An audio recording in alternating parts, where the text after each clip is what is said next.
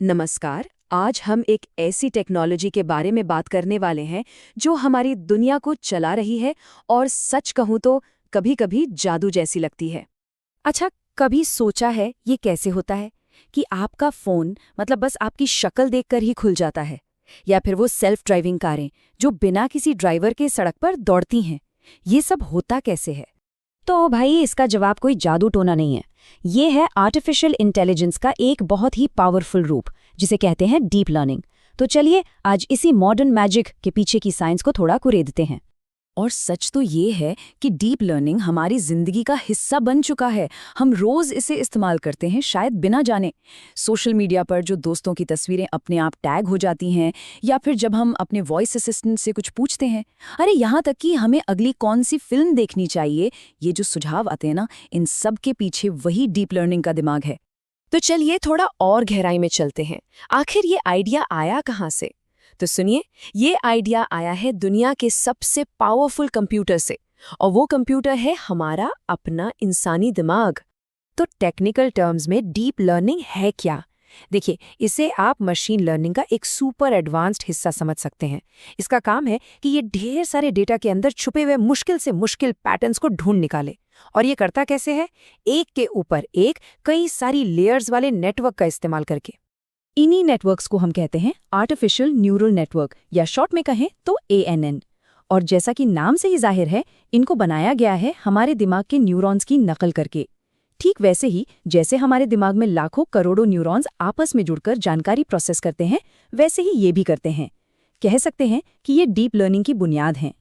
तो ये काम करता कैसे है? चलिए एक फोटो का उदाहरण लेते हैं। सबसे पहले है इनपुट लेयर।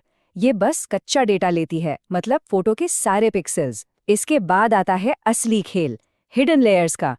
डीप लर्निंग में जो डीप शब्द है ना, वो इन्हीं लेयर्स की वजह से है। यहाँ पर डेटा कई स्टेजेस में प्रोसेस होता है, और सबसे आखिर में आती है आउटपुट लेयर, जो फाइनल जवाब देती है।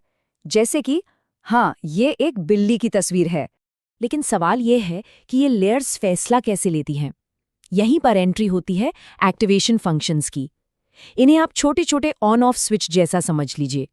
इनका बस एक ही काम है, ये तय करना कि कौन सी जानकारी जरूरी है जिसे आगे भेजना है, और कौन सी फालतू है जिसे यहीं रोकना है। ठीक है, नेटवर्क समझ आ गया, पर एक मशीन ये सब सीखती कैसे है? इसका तरीका बिल्कुल हम इंसानों जैसा ही है, अपनी गलतियों से सीखकर। ये जो सीखने का पूरा लूप है, ये 3 सिंपल स्टेप्स में चलता है। पहला, नेटवर्क एक गेस करता है, एक अंदाजा लगाता है। दूसरा, वो चेक करता है कि उसका अंदाजा कितना गलत था।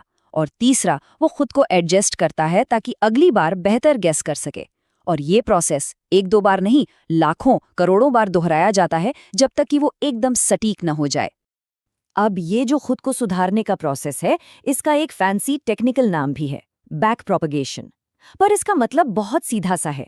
नेटवर्क अपनी गलती से पीछे की तरफ जाता है, ये पता लगाता है कि अरे गड़बड़ हुई कहाँ थी, और फिर उन कनेक्शंस को थोड़ा ठीक कर देता है ताकि अगली बार सही जवाब मिले, बस। लेकिन एक बात ध्यान में रखनी होगी, सारे न्यूरल नेटवर्क एक जैसे नहीं होते। ये वन साइज फिट्स ऑल वाला मामला नहीं है।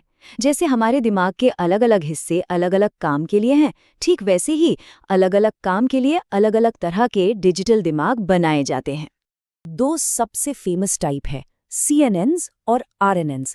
अब CNNs जो है वो इमेज और वीडियो के एक्सपर्ट हैं। वो पिक्सल में पैटर्न देखते हैं, जैसे बिल्ली के कान या उसकी मूंछें। दूसरी तरफ है RNNs। ये भाषा और आवाज को समझने के उस्ताद हैं, जहां शब्दों का क्रम मतलब सीक्वेंस बहुत जरूरी होता है। ये कॉन्टेक्स्ट को याद रखते हैं, और बस यही वो चीज है जो चैटबॉट्स को इतना स्मार्ट बनाती है। तो ये टेक्नोलॉजी वाकई बहुत पावरफुल है, इसमें कोई शक नहीं। लेकिन कहते हैं ना, हर बड़ी ताकत के साथ कुछ चुनौतियां भी आती हैं। तो चलिए अब इसके फायदे और नुकसान दोनों पहलुओं पर एक नजर डालते हैं। डीप लर्निंग की ताकत सच में कमाल की है। पहली बात, ये बहुत बड़े बड़े डेटा सेट को आराम से हैंडल कर लेता है। दूसरी, इसकी एक्यूरेसी कई बार तो इंसानों से भी बेहतर होती है। और सबसे बड़ी बात, आपको इसे बताना नहीं पड़ता कि क्या ढूंढना है, ये खुद ही डेटा में से काम के फीचर्स और पैटर्न ढूंढ निकालता है। लेकिन इसकी एक कीमत भी चुकानी पड़ती है। इन मॉडलों को ट्रेन करने के लिए एक तो बेहिसाब डेटा चाहिए होता है, और दूसरा बहुत ज़्यादा कंप्यूटिंग पावर और एनर्जी। और शायद सबसे बड़ी चुनौती है ब्लैक बॉक्स प्रॉब्लम। मतलब कई बार हमें यही नहीं पता होता कि मॉडल ने जो फैसला लिया वो क्यों लिया। और सोचिए, मेडिकल या फाइनेंस जैसे ज़रूरी फील्ड्स में ये कितनी बड़ी चिंता की बात हो सकती है। तो सवाल उठता है कि आगे क्या, भविष्य किस तरफ जा रहा है। देखिए, एक बात तो साफ है, द फ्यूचर इज लर्निंग। और अच्छी बात यह है कि इस भविष्य को हकीकत बनाने के लिए हमारे पास अब बहुत पावरफुल टूल्स भी मौजूद हैं। और ये टेक्नोलॉजी अब सिर्फ बड़ी बड़ी रिसर्च लैब्स तक ही सीमित नहीं रह गई है। टेंसरफ्लो, केरास, पाइटॉर्च, ये सब ओपन सोर्स टूल्स हैं। इसका मतलब है कि आज कोई भी डेवलपर या डेटा साइंटिस्ट जिसके पास आइडिया है, वो डीप लर्निंग मॉडल बना सकता है, एक्सपेरिमेंट कर सकता है। तो कुल मिलाकर बात यह है, और जैसा कि हमारे सोर्स मटेरियल में भी कहा गया है, कि डीप लर्निंग उद्योगों को बदल रहा है और डेटा वैज्ञानिकों के लिए एक प्रमुख कौशल है।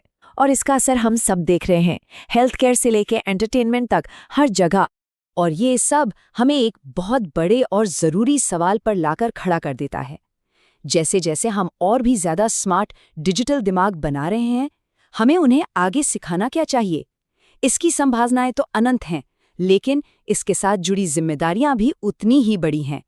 इस पर सोचिएगा ज़रूर। शुक्रिया।